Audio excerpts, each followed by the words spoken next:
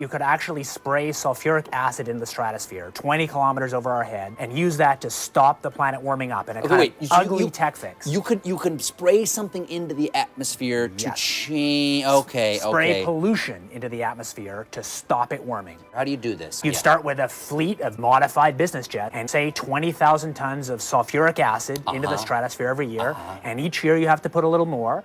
And this doesn't, in the long run, mean that you can forget about cutting emissions. We will need to rein in emissions. No, we'll get to it eventually. But in the meantime, we're shrouding the Earth in sulfuric acid. So people are terrified about talking about this because they're scared that it will prevent us cutting emissions. Right, and also that it's sulfuric acid.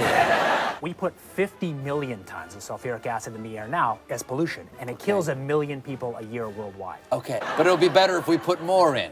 We're talking about 1% of that. 1% more, we're just killing 10,000 more people. You can do math. What happens to the sulfuric acid after it's sprayed? Does it just stay up there? No, it rains down, but it's a tiny addition to what we're already doing. Is there any possible way this could come back to bite us in the end? It actually turns out to be an old idea. This was known since President Johnson. You ever look at those planes up there? They have contrails behind them. Maybe all those planes with the contrails, maybe they're actually spraying chemicals into the atmosphere right now and Uncle Sam isn't telling us. Seems extremely unlikely. That the United States is not telling something to its citizens? That seems extremely likely to me. Read the newspaper. I think they might have your idea already.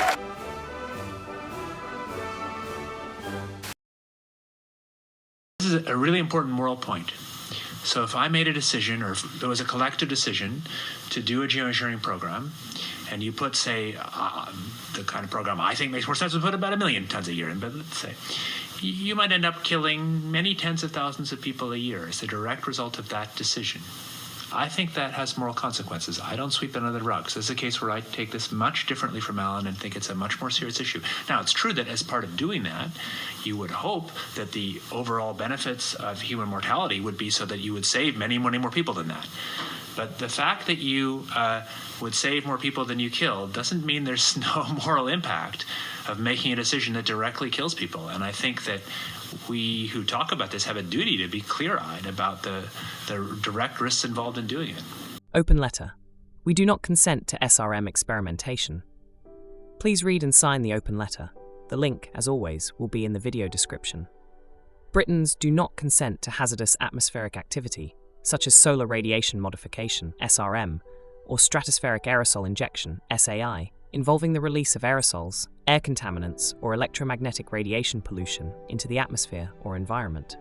Scientific dimensions of SRM include the use of interoperable ground-based, airborne, and space-based facilities. These systems involve space-based, man-made networks of satellites communicating in real time with ground-based infrastructure via transmission of electromagnetic radiation. The people of Great Britain demand immediate reduction and elimination of xenobiotic electromagnetic radiation pollution, and demand prohibition in perpetuity of all atmospheric experimentation in the UK, including but not limited to SRM, geoengineering, or climate engineering. Though the UK policy states that the government is not deploying SRM and has no plans to do so, the gap in policy allows for SRM and other hazardous atmospheric activities without the consent of the people of Great Britain. Therefore, SRM and other hazardous atmospheric experimentation involving the direct, indirect, negligent, or willful discharge, release, dispersion, or injection of aerosols, air contaminants, electromagnetic radiation, or other pollution that have or will have a harmful consequence upon human health, the environment, wildlife, or agriculture must be prohibited. So please click on the link below and sign the open letter. Be part of the solution. Thank you.